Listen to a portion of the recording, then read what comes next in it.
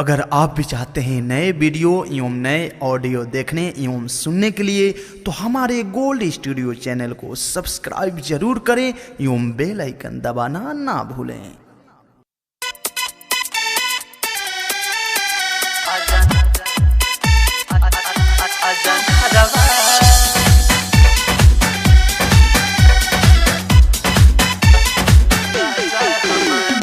Produced by Gold Studio।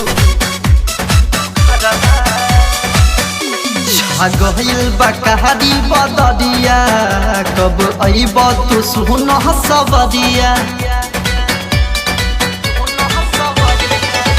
छागहिल बकहरी बदरिया कब अइब तू सुन सबरिया। दिल धड़कता नैन बरसता सुनिला ना तू हमरो पुकार हो।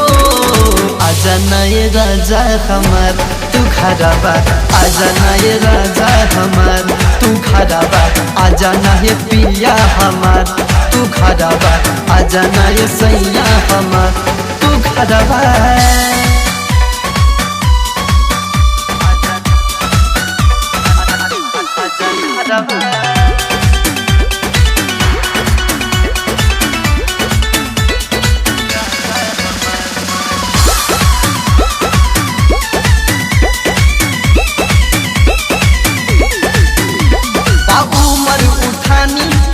परेशानी हम कैसे बताई बतड़पत जवानी।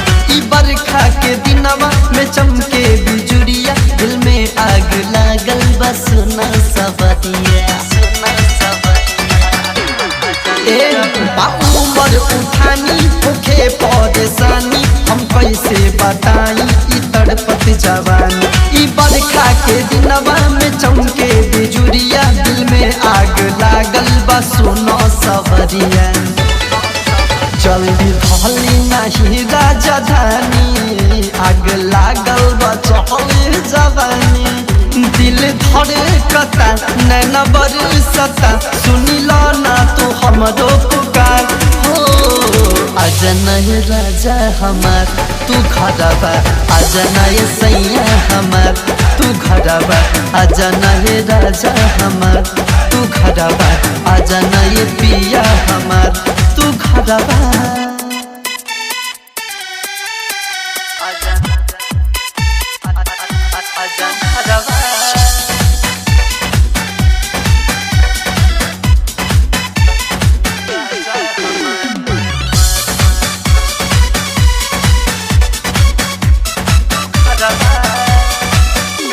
नागिन जैसे डसे इकारी बदरिया जब आई अंगनवा त डरेला जिया। छोड़ गईला तू बहरा ए विजय बलमुआ कहला जल्दी आ जाइब जानू हो घरवा।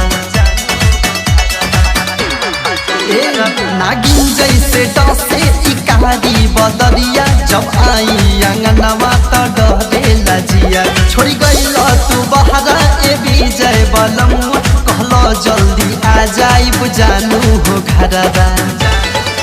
जुलाई बीतता है राजा जानी अब कहगन तुम न मानी।